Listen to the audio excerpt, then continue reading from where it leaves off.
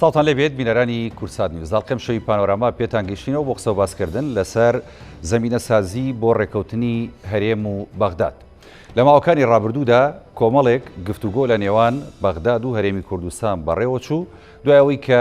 هەرێمی کوردستان لەگەڵ بەغداد لەسەر کۆمەڵێ مەبادیئی سەرەتایی ڕێکەوتن، یعنی توانرا لە ماوەکانی ڕابردوو کێشەی بودجە و موچەی فەرمانبەرانی هەرێمی کوردستان تا ڕادەیەک چارەسەر بکرێت. بڕیار وا بوو کە لە کۆبوونە و گفتوگۆ فراوانەکانی نێوان حکوومەتی هەرێمی کوردستان و حکوومەتی بەغدا، یعنی هەرێمی کوردستان پەلبە هاوێت بۆی کە کێشە دەستوری و یاسایەکانی دیکە کە هەیە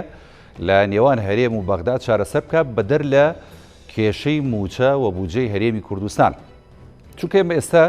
کە لەگەڵ بەغدا باز لە کێشەکانەکەین، تەنها کێشەکە وابەستە کراوە یاخود بچوو کراوەتەوە بەس لە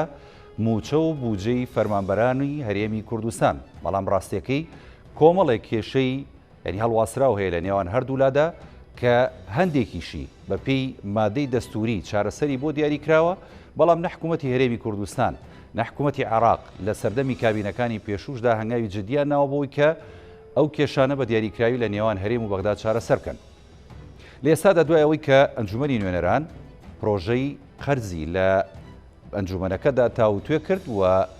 دەنگی لەسەردا بەبێ ئەوەی کە پشکی موچەخۆرانی هەرێمی کوردستانی تێدا بێت تا ڕادەیەک لە نێوان هەرێم و بەغدا لێرە و لەوێک لێ و گازەندە دروست و بە تایبەتی ینی لە ڕابردوو بینیمان بە تایبەتی لەو کۆبوونەوەیە ئەندامانی ئەنجومەنی نوێنەرانی عێراق لەسەر فراکسیۆنە کوردستانەکان ینی هەموو تەبابوون و یەکدەنگ بوون و کۆدەنگ بوون لەسەرەوەی کە دەبێت پشکی هەرێمی کوردستان و موچەخۆرانی هەرێمی کوردستان لەو قەرزەشدا هەبێت. بەڵام یان ئێمە بووە هۆکارێک کە ئەوان بە زۆرینە تێپەڕێنن بە هاوکاری لەگە سونەکانە. ئەمە تا ئێستا خاڵە وەک گرفتی دروست کردو بۆ هەرێمی کوردستان لەگەڵ بەغدا. ئێستا بەغدا داوا کات کە وەفدی هەرێمی کوردستان بچێتە بەغدا بۆ کۆبوونەوە و گفتوگۆکردن لەسەر بودجەی ساڵی 2021 عێراق کە پشکی هەرێمی کوردستانیشی تێدا بێت. بەڵام تا ئەم ساتی کە ئێمە گفتوگۆکەین و بەرنامەی پانۆرامامان ساز کردووە، هیچ وەفدێکی هەرێمی کوردستان نەچۆتە بەغدا. بەڵام ئەمڕۆ یا دوێنێ بوو بە دیاریکراوی ینی کاتەکە نازانم، بەڵام سەرۆکی ئەنجومەنی نوێنەرانی عێراق محەممەد حەلبوسی لیژنەیەکی پێکێنەوە لە ئەندامانی ئەنجومەنی نوێنەران کە پێم وابێ کوردی تێدا نییە بۆی کە گفتوگۆ بکەن لەگەڵ حکوومەتی بەغدا و حکوومەتی هەرێمی کوردستان و بگەنە سیغەیەک و نەتیجەیەک بۆ چارەسەرکردنی کێشەی موچەی فەرمانبەرانی هەرێمی کوردستان. ئەم شەو ئێمە گفتوگۆیشی کراوەکەین لەسەر ئەم تەوەرانەوە کۆمەڵێک باسی دیکە لە نێوان هەرێم و بەغدا پەیوەست بە لایەنی سیاسی بە گفتوگۆکان ئەو لایەنانە چێن کە پشگیرە بن بۆ گفتوگۆ و ئەو تەرەفانی دیکە کە دێنە پێشەوە بۆی هاوکار بن بۆ لێک نزیکردەوەی حکوومەتی هەرێمی کوردستان و بەغدا چێن بە میوانداری زۆر بەڕێز دکتۆر بەختیار شاوەیست ئەندامی ئەنجومەنی نوێنەرانی عێراق کە لە سودای لەگەڵمە. بەخێر بێت دکتۆر، سپاس دەکەین کە ئەم دەرفەتت بە ئێمە بەخشی. سپاس. سەرەتا لەوە دەست پێ بکەم چونکە بەڕاستی ینی ئێستا خەڵک زۆر مایوسە بە تایبەتی لە هەرێمی کوردستان. ینی موچە لە بەغدا دراوە، دەوترێت دوو موچەش دراوە، ینی ئێستا هەرێمی کوردستان ئەوە 40 ڕۆژتەیە پەڕێ بەسەرەوەی کە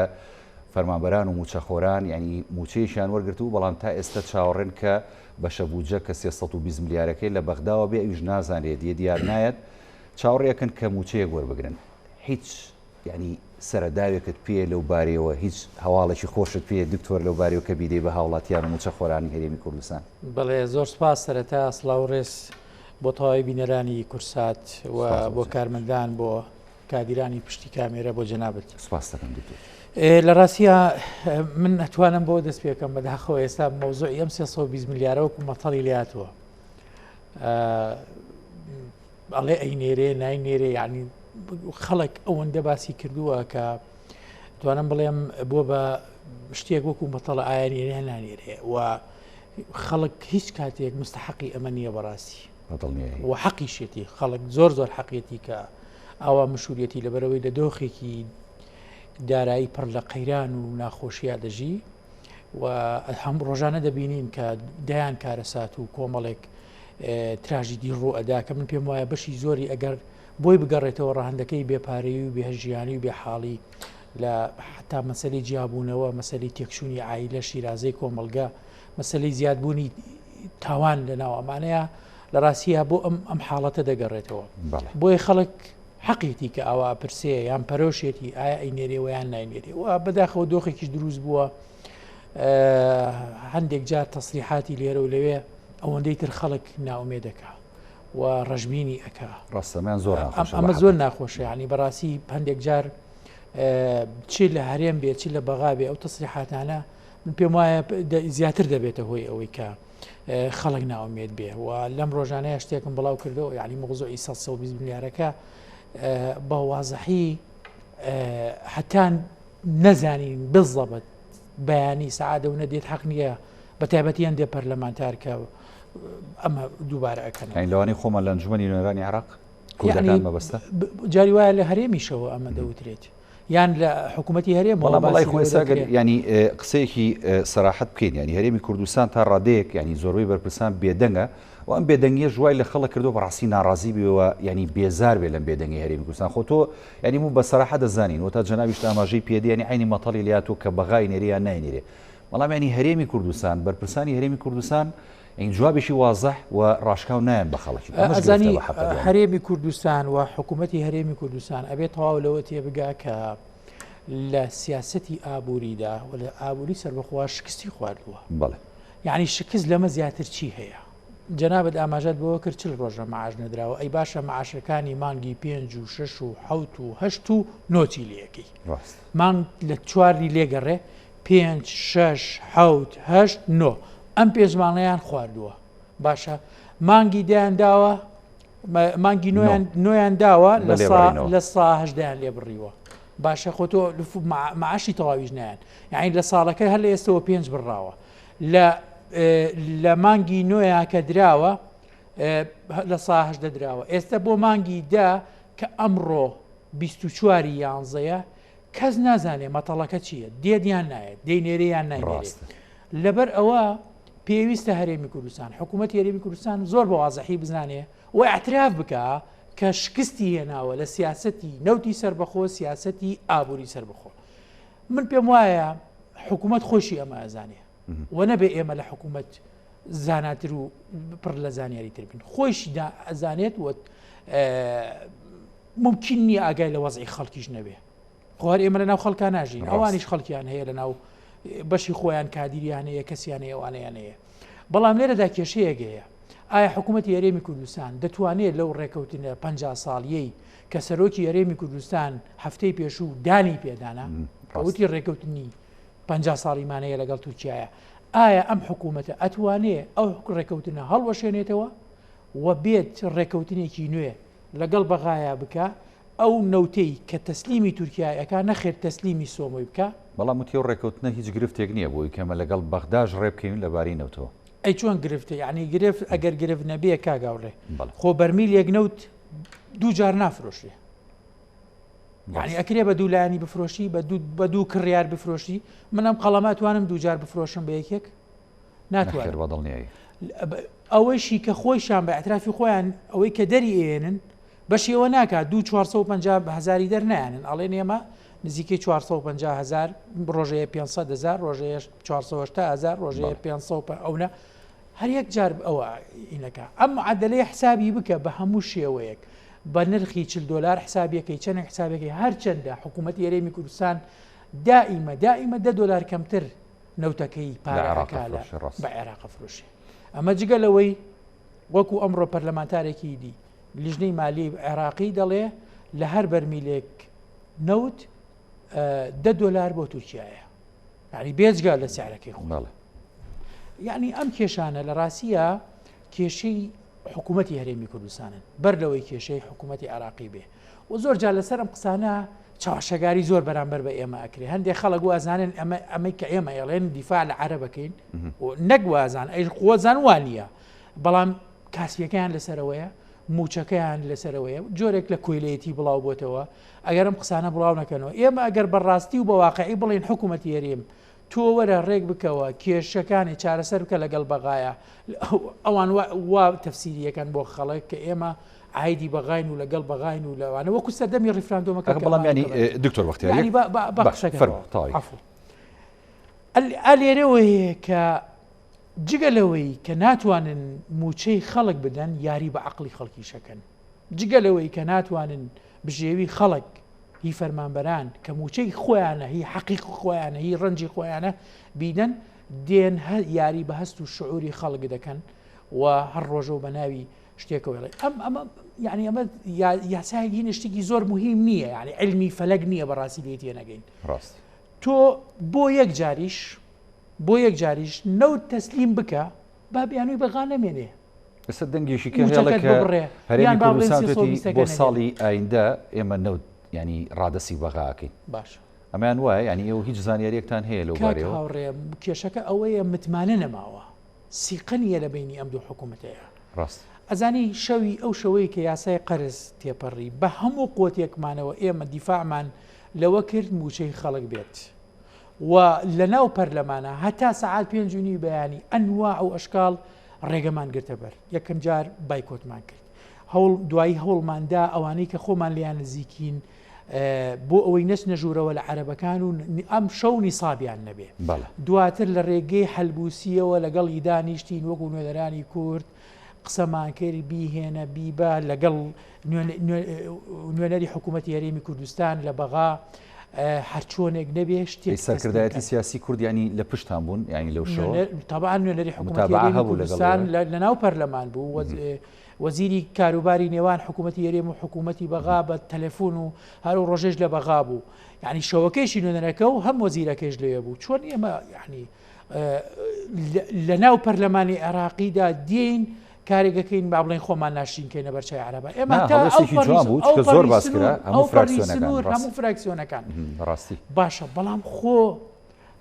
با ئەوە تەواوکەم یعنی خاڵی سێەم مەسلەی لەگەڵ حەبوو خاڵی چوارەم کە زانیمان نیسابیان هەیە بەبێ کورد خۆیان جلسەیان دەست پێ کرد جلسەیان دەست پێ کرد 183 ئەندام پەرلەمانی عەرەبی شیعە و عەرەبی سونە لە ژوورەوە بوون لەم حاڵەتەیە تەکتیکی پەرلەمانی چییە؟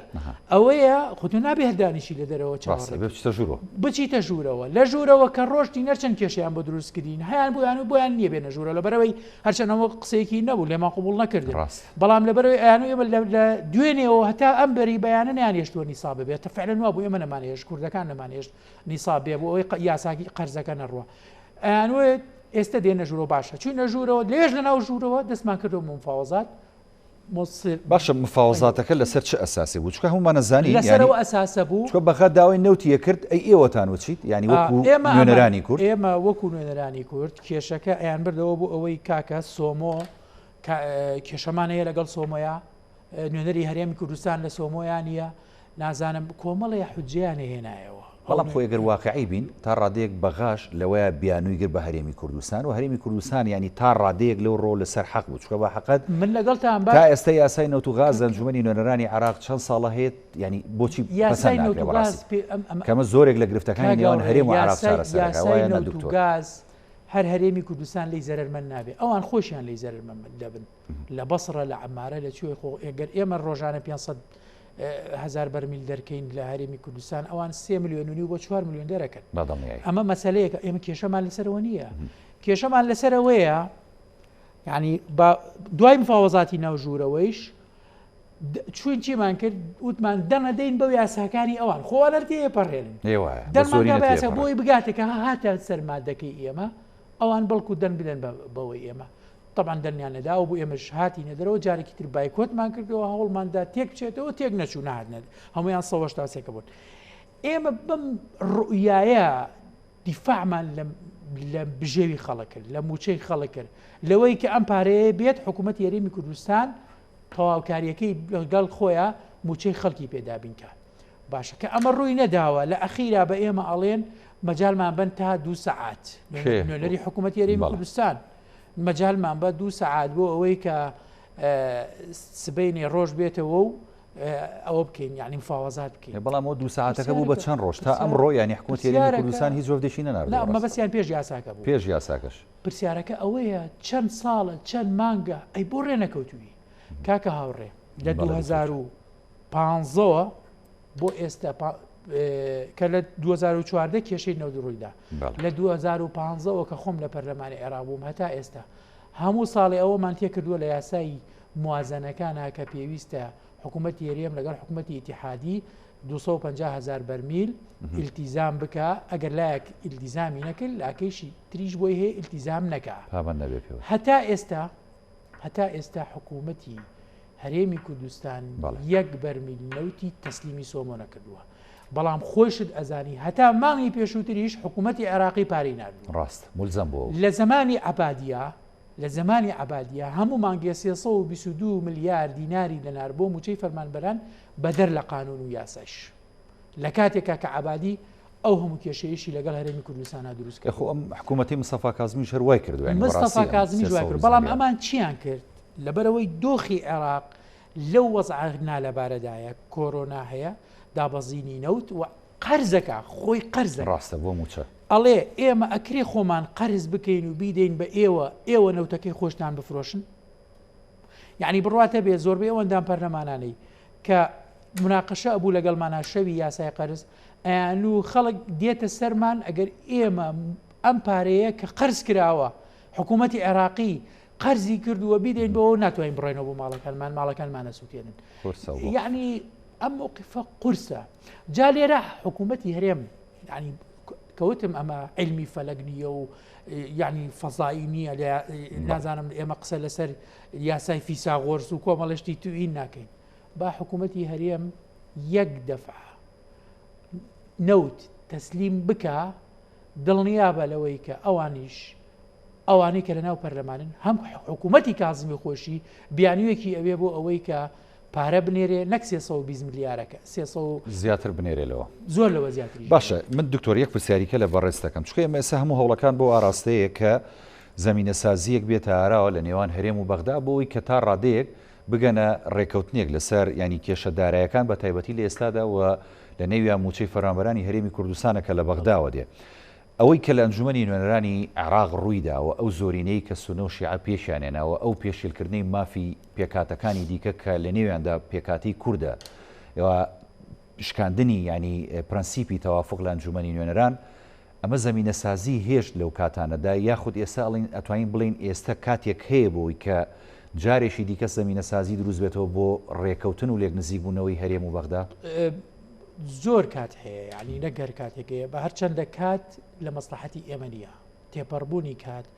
لە مەسلحەتی کورد نیە لە مەسلحەتی حکوومەتی هەرێمی کوردستان نییە و لە هەمووی خراپتر تێپەڕبوونی کات بەم شێوەیە بەم بێ جوڵەیە بەم بێ پەرۆشیەی کە هەیە بەم خەمساردیەی کە هەیە لێرەوە تێپەڕبوونی کات لە هەمووی خراپتر لە مەسلحەتی موچەخۆرانی هەرێمی کوردستانە نیە بۆ لەبەرەوەی پرۆژه یاسای بودجەی ساڵی 2021 لە کۆتایی ئەم مانگەدا واتە لە سەرەتای مانگی 2020 دێتە پەرلەمانەوە باشە کە دێتە پەرلەمانەوە لە ڕیئاسەی پەرلەمان بەپێی ئوسوڵی دەستوری و قانونی لە ڕیئاسەی پەرلەمان دوای تەتقیقکردن ڕاستەوخۆ لەڕەواتە لە لیژنەی لە دایرەی قانونی و دایرەی مالی ڕاستەوخۆ دەچێتە لیژنەی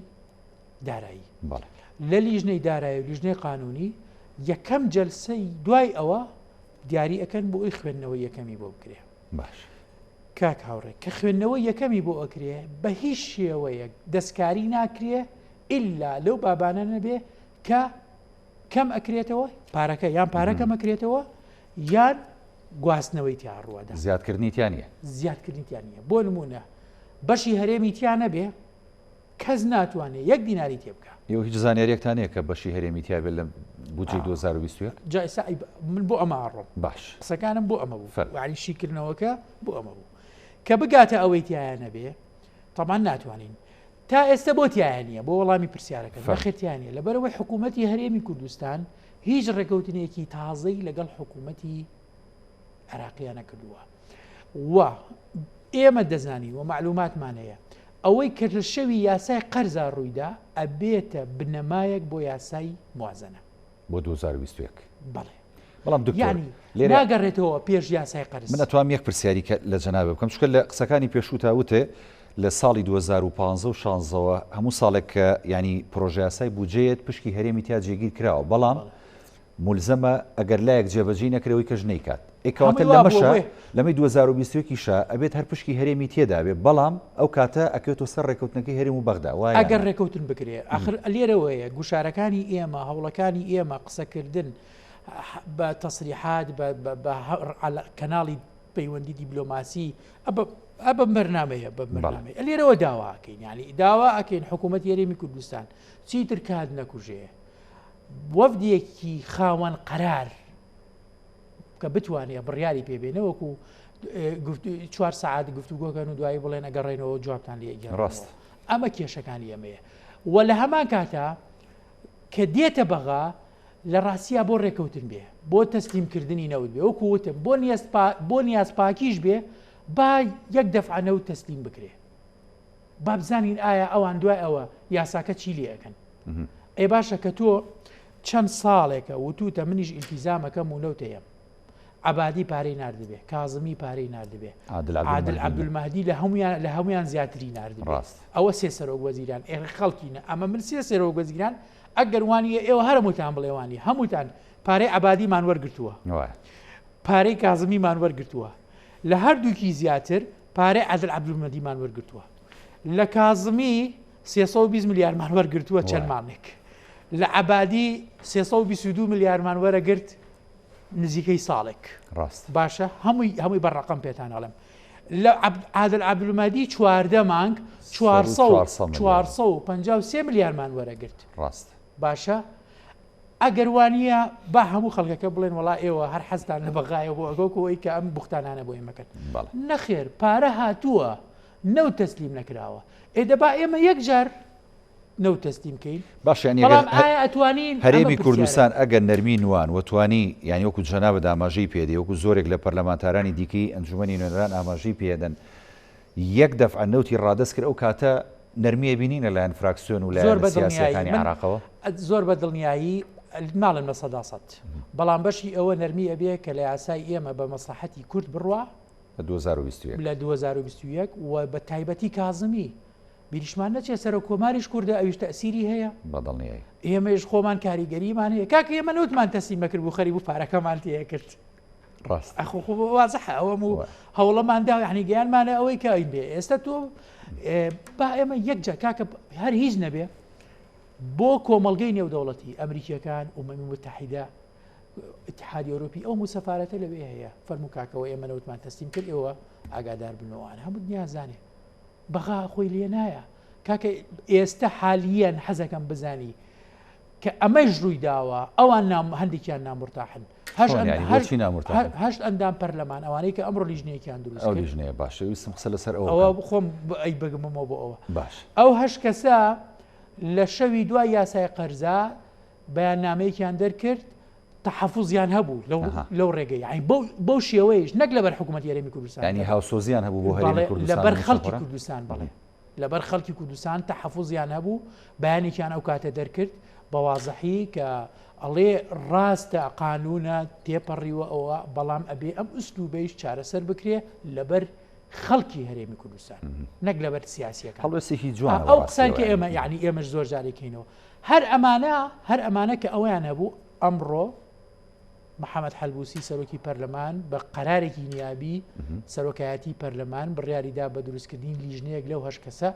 و من هەمویان ئەناسم برادرنی منن محەممەد شیع سوودانی فەیسەڵ عیساوی هیشام سونە و شیعەن ئەوانە دووبڵێ لە هەردوو هەرم ئەی بۆ کوردیتیانی ینی هۆکارەکەی جایساچمە سەرەوە ئەمانەی کرد بە لیژنەیەک فەرموو ئێوە خۆتان حەکەم بن نوێنەری پەرلەمانی عراقی بن لەگەڵ هەردوو تەڕەفدا بنیشن باش بە تایبەتی پێش یاسای موازنەی 2021 حەلێک بدۆزنەوە بۆ ئەوەی کە چارەسەری ینی هەوڵەکەی محەممەد حەلبوسی بۆ ئەوەیە کە پێش ینی نردنی بودجەی باسی کردووە زۆر بە وازەحی باسی کردووە کە چونکە بەڕاستی یاسای 21 ئەمە زەنگێکی شە بۆ حکوومەتی هەرێمی کوردستان ئەمە بۆ ئەوەیە کارتێکە پێی ئەڵێ بە حکوومەتی هەرێم ئەگەر سبەی ڕۆژ ئێمە نەمانتوانی پارە بنێرین با پێی یاسا پارە بنێرین بۆ هەرێمی کوردستان ئەوە گلەیمانی نەکەن پەرلەمانیش حرەکەی خۆی کردووە و پێم وایە ئەو وەفدە دێتە هەرێمی کوردستانیش و ڕەنگە کازمیش ببینن ئەیانەوێت کێشەکان بەرەو ئاقاری چارەسەرکردن سەرەتا ئەوان لەگەڵ هەردوو حکوومەت کۆ بنەوە یا لەگەڵ ئەوان تاسە ئەمڕۆ بەرئینەکەیان بۆ باش ئەمڕۆکەیان بۆ ئەمڕۆ ئەمرەکە دەرچووە طبعاً ئەجێندای خۆیانیانە بێت لەگەڵ نەرانی کوردانیشن لەگەڵ حکوومەتی کازمی دانیشن لەگەڵ حکوومەتی هەرێمی کوردستان دانیشن و ڕەنگە چەندین جار جوڵە ئەوانە بکەن وەکوتم ئەمانە خەڵکانی یعنی بەڕاستی جێنفوس و کاریگەرن و خەڵکی معتەدیلیشن محەممەد دەراجیە وەکوتم ینی هیشام سوهەیلە محەممەد شیع سوودانیە کە پێشتر وەزیری عمل بوو هەز ناکە ئەمە کاردانەوەیەک بە بەرامبەر بۆی کە غەدریان لە کورد کرد لە تێپەڕانی پرۆژەی قەرز کە لایەن برد پشکی فەرمانبەرانی هەرێمی کوردستان ئێستا تا ڕادەیەک بەمە ئەزانی ئەوان دڵنەواییشی کوردبنەوە ئەمان خۆیان هەر یەکیان هەبوو بەڵام سەرۆکی پەرلەمان وازع بوو ینی سەرۆکی پەرلەمان و ئەو ئەندام پەرلەمانانەی کە کوتلەکەی ئەوەن هەمویان لە ژوورەوە بوون هەمویان دەنگیاندا بە و یاسای قەرزە و هەرچەند وا خۆی ئەوە ئەکرد محەممەد حەلبوسی کە ڕێکەوتن بکرێ بەڵام لە ڕاستیە تێپەڕان هەرچەند لەگەڵ ئێمەش دانیش ئەخیر دقا ئەوە بوو هەر بەو شێوە تێپەڕان کە یعنی توانی تێنەپەڕێنە محەممەد حەلبوسی ڕەنگە بیتوانایە جەرسەکە دوا بخە هەندێک جار سەرۆکی پەرلەمان لە ڕاستیە ئەو نانە ئەکا زۆر شدە بووە بە تایبەتی لە دانانی وەزیری عەدل ئێمە وەکو فراکسیۆنی یەکێتی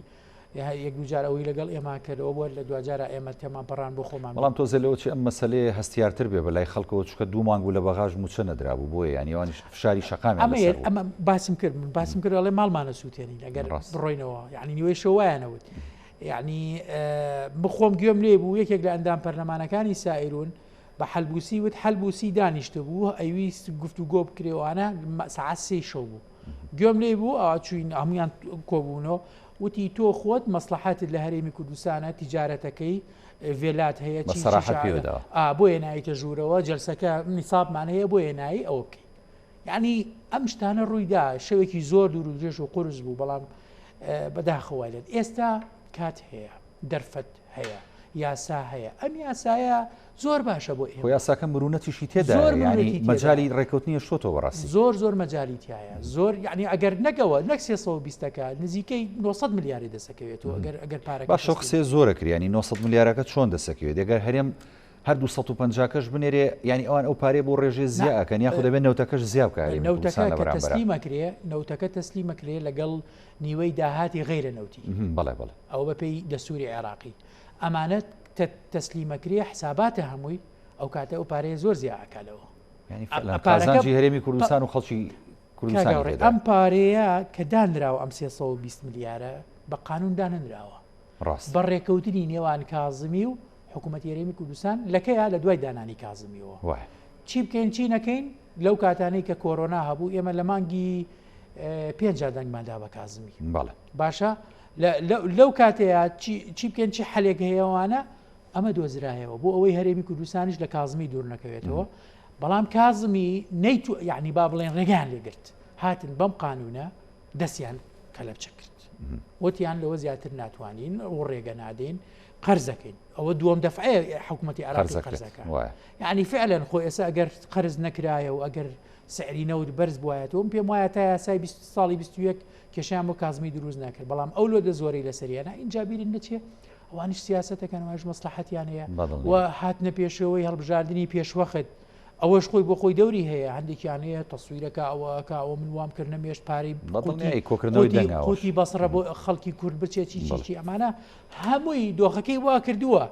بەڵام بە نەتیجەکێ بەرپرسیارە لەو خەڵکە حکوومەتی هەرێمی کوردستان باشە دکتۆر هەر لەسەر مەسلەی هاتنی ئەو 320 میلیارە پێم وا بێ ئەکاونتی کاکشیروان میرزا بوو نازانم ئەگەر هەڵم نەکردبێ کە بە حساب دوو ڕۆژیکە و 320 میلیارە ئەنێرێت زانیاری و هەیە تۆ خۆی لە لیژنەی داراییە بەڕاستی کاکشیروان وانە من حەزەکەم ئەم شۆ بینێرێ ئێمەش حەزەکەی زووتریش بینارداکەم ئەگەر ئەم شۆ بینێرێ ڕەنگە بیکەین بە شیرینی بەخشینەوە یعنی لە ڕاستیە لەبەرەوە خەڵکەونە ئەو خەڵکە بەڕاستی یعنی بەس خەڵکی کوردە تحت تەحملی ماوە بەس مۆزەفە من دوێنێ لەگەڵ عەرەبەکانە باسم کرد و قسەم کرد من خەڵک من نوێنەریش پارێزگایەکەم پارێزگای سلێمانیە ئەمڕۆ دوو دائیرەی گەورە و حساسی شارەکەی من مۆزەفەکانی بایکۆتیان کرد و ڕاست بایکۆتی دایرەی ئاو دایرەی داد کە ئەمە پەیوەندی ڕاستەخۆی بە ژیانی خەڵکوێت و حەقیشیانە يعني هەر ئەوان تەحملەکەن بەبێ موچە چەند بەبێ وەزع ئەچن دەوامەکەن. مەبەستم لەوەیە مۆزوعی 320 ملیارەکە من پێم وایە شتێکی جوان نییە، یان با بڵێم چۆن تەفسیریکەم باش نییە تۆ قسەیەک بکەی قسەکە دیێنمێت خاستەم قسەکە خەم و خەوی شەو ڕۆژی ئەو خەڵکە بێ ڕاست یعنی یەک مەجلیس نییە باسی ئەمەیتیانە بێ یەک ماڵ نییە باسی کەی موچە وەرەگرین کەی ناز ئێ باشە تۆ ئەڵێ ئەم شەو پارە دێ ئەڵێ دوو بەیانی دێ ئەڵێ جومعە دێ ئەڵێ هەفتەی داهاتوو دێ کەوا دەرناچیە چۆن یعنی ئەوەندەی تر وەک کێشەکەی بۆ چارەسەر ناکەی بۆچی ئەوەندەی تر خەیتە ناو دۆخێکی ناوبارە خەلقی نەکەیت ئەوەی من بیزانم ئەوەی من بیزانم ویان خوێندنەوەم بۆی هەبێ باش ئەم 320 ملیارە خودی کازمی حەزەکا بینێرێ بەڵام ڕێگری هەیە وەکو تۆڵی دەسی بەسراوە وهو یعنی تا ڕادەیەک وتم کە لە بچەکراوە ڕاستە ڕەنگە کە لە بچێت تۆ زیینتر کوردسترە قانونە خۆیشی ئەگەر بۆی بکرێ هاڵێ بە دزیەوە شتێکەکەی بە یەکێک یان بە مناڵێکە حەزەکە حەزی لە شتێکە ئەگەر بۆی بکرێ بە زۆی نێرێ لە ژێرەڵە ئامە وەرگێ ئەمە ئەوەیە خاستە لەبەرەوە یەک دەفع ماوە بۆ ئەوی تا ئیشەکەی وەک ئەڵێ بە پیاگەر چاکت کرد تا سەر بیکە ڕاست ئەمەیەوێ بەڵام لێت ناشارمەوە لە ناو پەرلەمان زەختێکی زۆری لەسرە لە ناو هێزە سیاسیەکان زەختێکی زۆری لەسرە و هەڕەشەی لێ ئەکرێ ئەگەر ئەو پارە بنێرێ ئێمە لێت خۆش نابین بە پێی قانون محکەمەتەکەین ئەو هێنینە پەرلەمان ئیسگەروابیان ئەمانە ئەوترێ جا ئەمێنێتە سەر ئەوەی ئەگەر ئەمان مرونەتێ بنوێنن یعنی کوت لە سیاسیەکان وەفدی هەرێم بتوانێت لەگەڵ هەم کازمی هەم کوت لە سیاسیەکان ئەبێدا بنیشێ کوت لە سیاسیەکان لە کوتلەی حەلبوسی لە کوتلەی سائیرون سەدر لە کوتلەی فەتح هادی عەمری لە کوتلەی دەوڵەتی قانون نووری مالیکی ئەمانە دابنیشن پێیان بڵێن یان با بڵێن مرونەتەکەیان ئەمە بێ لەبەرەوەی ئەم 320 ملیارە پێش دەرچوونی ئەم قانونە ئەم ڕێکەوتن نەکراوە واتە بە ڕێکەوتنی حکوومەت هەردوو لە 320 ملیارەکە ئیشی لەسەر کراوە و خراوتە بواری جێبەجێکردنەوە پێش دەرچوونی قانونەکە با ئەم دەفعەیە بنێرین و لە هەمان کاتە حکوومەتی هەرێمی کوردستان بەجددی نەوت تەسلیم بکە من پێم وایە ئەینێرن باشە دکتۆریانی ئێمە باز لەسەر ئەوە بکەین کە هەنگاوەکانی داهاتوو چییە چکە بەڕاستیەوە تا ئەو لیژنەی ئەنجومەنی نوێنەران پێکاتوە مە هەنگاوێکی ینی تا ڕادەیەک دڵخۆشکەرە بۆی کە ینی کەواتە هەم بەغدا ئەوێت لەگەڵ هەرێم ڕێبکەوێ هەم هەرێمی کوردستانیش بەوادرەکانی بۆ شێوەیە کە لەسەر زاری بەرپرسانی باڵا ئەبیستین کە دەمانەوێت لەگەڵ بەغدا ڕێبکەوین دەمانەوێت نەوت ڕادەستکەین داهات ڕادەستکەین بەڵام وەکو جەناب دەڵێ هەنگاوی جدیمان نەبینیوە لە حکوومەت هەرێمی کوردستانەوە لە ماوەی ڕابردوو ینی هەندێک جوڵەی سیاسی هەبوو بە تایبەتی یان یەشێتی نیشتیمانی کوردستان هاوسەرۆکی یەشێتی نیشتیمانی کوردستان بەڕێزدا و شێخجەنگی هاتە بەغدا ئەین زۆرێک لە بەرپرسە باڵەکانی بەغدای بینی لەسەر ئاستی هەم حکومی هەم حیزبی و دیارە یەشێتی نیشتیمانی کوردستان هەمیشە لە ڕابردووە لە ئێستاشدا ڕۆڵی هەبووە و کاریگەر بوو بۆ بڕیارەکان کە لە بەغداوە دەرەچێت سەبارەت باریمی کوردستان ئەم جۆرە جوڵانە و ئەم جۆرە هەنگاوانە تا چەند ئەمانەژە بنە فاکتەرێک بۆ ئەوەی کە زمینە سازیشی باشتر هەبێت لە نێوان هەرێم و بەغدا بۆ ڕێکەوتن و گفتوگۆ طبعا بە دڵنیایەوە هاتنی بەڕێز هاوسەرۆکی یەکێتی نیشتیمانی کوردستان شێخ لاهور زۆر مهمە و زۆر مهم بوو ئەو سەردانانەی کە کردی بەشێکی زۆر لە لایەنەکانی بینی و سوڕەیەکی تەواو وازەحی خەڵکی کوردستانی دایە و هاوسەرۆکی یەکێتی لە بەغا سنگ و قورسایی تایبەتی هەیە هەر لە ئەمریکیەکانەوە بیگرە تا ئێرانیەکان تا سەفارەتی دنیا و تا لایەنە سیاسیەکان ئەوانەی کە لە ناو ساحی سیاسی عێراقیدان و هاوسەرۆک لە ڕاستیە هەر نەک لە ئێستەیە لە ساڵانی پێشووتریشدا کاتێکە بەرپرسی دەستگای زانیاری و ئاژانس بووەتە هۆی ئەوەی کە هاوکارێکی زۆر باشی حکوومەتی عێراقی بێ لە بەرپەرزدانەوەی تیرۆر داعش و هەروەها لە مەسەلەی سەقامگیری لە عێراقا و لەگەڵ خودی کازمیە پێشتر کە ئەویش لە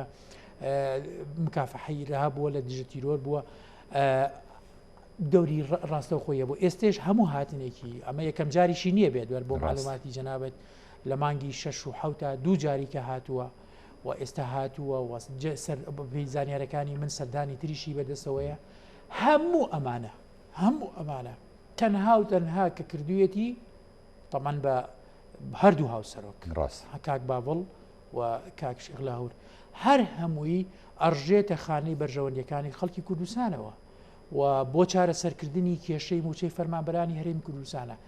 یەک کۆبوونەوە نەبووە هەردوو هاوسەرۆک کە بێنە بەغا بۆ ئەوە بێت داوای موچە بۆ یەکێتیەکان بکەن یان داوای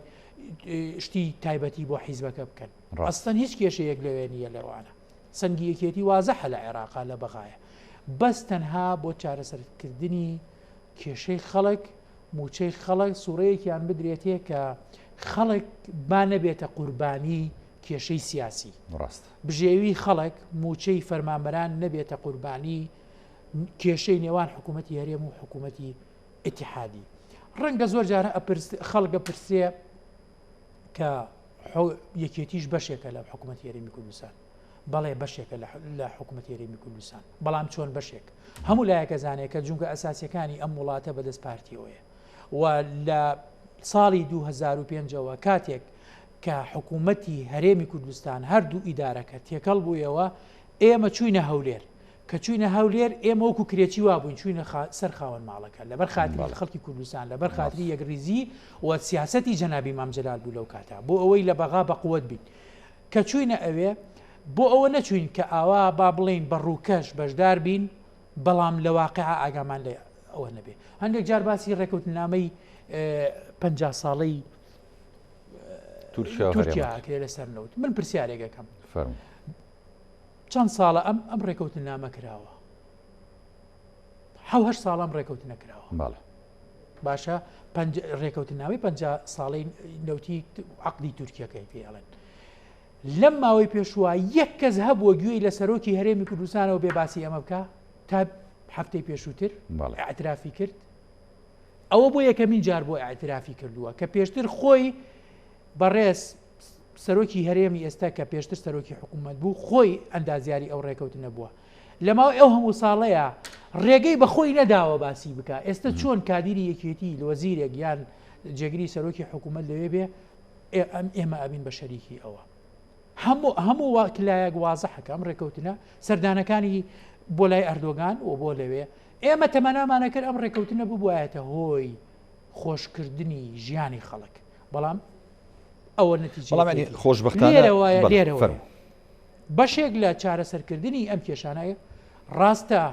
ئێمە تەحەفوزمان لەسەر چۆنێتی بەشداریکردنی ئەو حکوومەتە هەیە لەسەر ئەو ڕێکەوتنە و ڕێکەوتنە ژێربەژێرەکانی تر لەگەڵ تورکایە هاتنی قوڵایی تورکیا بۆ ناو 40 کیلۆمەتری خاکی کوردستان خۆ ئەمە کەس نایشارێتەوە هەموو وازەح بەڵام لەگەڵ ئەوانە خۆمان بەرپرسیارە زانین بەرامبەر بە میلەتەکەمان هاوسەرۆکی یەکێتی خۆی بە مەسئول ئەزانێ بەرامبەر بە مناڵی شەهیدان بەرامبەر بە پێشمەرگە بەرامبەر بە خەڵک بەرامبەر بە موچە خۆران بە بێ جیاوازی بیر و بۆچوونی سیاسی دێت لەگەڵ بەغایە بە نەفەسێک قسە ئەکا کە چارەسەرکردن بێ کە کێشەی خەڵک چارەکە و ژیانی خەڵک نەکرێتە قوربانی کێشە سیاسی ینی بەڕاستی ئێمە ئەگەر هەوڵەکانی تیمی یەشێتی ژەنێو حکوومەت ینی باس پێین ینی ڕۆڵی کاخوبات بەڕاستیانی کە ڕۆڵێکی باش بەرجەساکە لە تیمی یەشێتی لە حکوومەتی هەرێمی کوردستان و بەڕاستیش لە گفتوگۆکان لەگەڵ بەغدا ینی قورسایی خۆی هەبووە بەڵام ئەین پرسیارەکە ئەوەیە ئەم جارە ئەگەر هەر وەفدێک لە هەرێمی کوردستانەوە بۆ ڕێکەوتن وەکو جەنابەت ئاماژەت پێدایا بۆ گفتوگۆ لەگەڵ بەغدا بچێتە ئەوە قسە و ڕاگۆڕینەوە هەبێ پێدوانیە دەبێ وەکو بەڕێزی شدوتت دەبێ وەفدێکی خاوەن بڕیار بێ و بڕیارەکان یەکلاکەرەوە بێ و نازانم تا چەند ڕاستە دەڵێن بەغدا داوای کردو کە ئەم جارە سەرۆکوەزیران بچێتەوە بۆ ینی گفتوگۆ سەرۆکوەزیرانی هەرێمی کوردستان خۆی لە ڕاستی ئەمە پرسیارەکە یعنی ئەگەر داوایشی نەکرد بێ ئێمە بۆ نمونە ئەپرسین یعنی پرسیار لە دروستە بێ تۆ بۆ خۆت ناچی بۆ بەغا ئەی بۆچی بۆ تورکیا دوێنێ لەگەڵ وەزیری دەرەوەی تورکیادارە نیشت ڕاست خۆ دوێنێ بینی خۆ ئەمقی هەرێمی کوردستان بەغدایە بەڕاستی ئەگەر لای ئەوان عمقی بەغایە فەرمو ڕێکەون ئەگەر وانە ئەی بۆچی بۆ پۆستەکانێکەن بەهارا بۆچی نایەن بۆ ڕێکەوتن لەگەڵ بڕواکەی لەسەر وەزیرێک دنیایان ئەوەکەن بەڵام نایەن لەگەڵ بەغایە دانیشن باشە دوایی کێشەکەشەخەن لەسەر یەکێتی گۆڕانیان لە لایەنێکی ترەڵێن ئەوان ڕێناکەون کاکە تۆ خۆت ئەچی بۆ هۆڵندا ئەچی بۆ ئەڵمانیا نازان بۆ وڵاتانە دواییتەوە لەگەڵ وەزیری خارجی تورکیا دانیشی ئەی باشە بۆ نایی لەوێ بۆ ڕێکەوتن بە وازەحی خۆ لایەنە عەرەبیەکانیش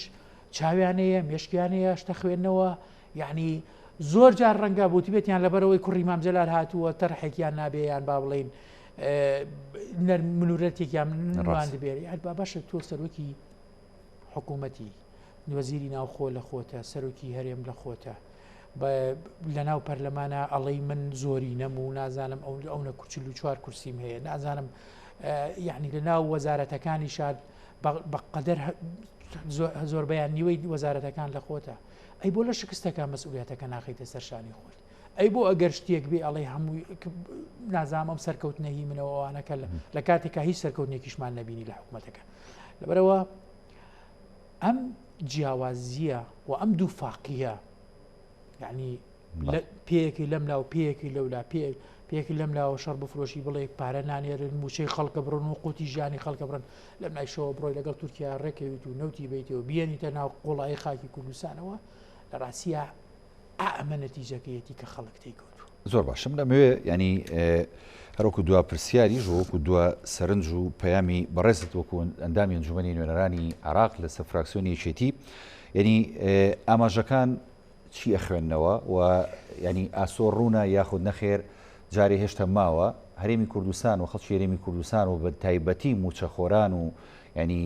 کەسوکاری شەیدان و ئەنفالکراون و زیندانی سیاسی ینی چاوەڕی موچەی خۆیانن چاوەڕی ئەوە نین ئاخۆ ئەمان کە یەگەنە ڕێکەوتن بەڕاستی هیچی وایەکەیە لەو بارەوە وەکو دوا سەرنج و پەیام موچەخۆران کەسوکاری سەربەرزی شەیدان پێشمەرگە قارەمانەکان و هەموو چین و توێژەکان هەموو حەقێک لای ئەوانە و حەقیانە بە هیچ شێوەیەک چاوەڕێی حکوومەت نەکەن ئایا ڕێەکەوێ ڕێناکەوێ ئەوە حکوومەتە ئەبێ خۆی بە مەسئول بزانێ بەرامبەر بەوان خۆی بە باوکی میلەتەکە بزانێ ئەگەر خۆی بە باوکی میلەت نازانێ فەرموخوا حافیز با ئینسیحاب کا و دەست لە کار بکێشێتەوە ئەمە لە لایەکی ترەوە من لە ڕاستیە قەت ڕەشبین نیم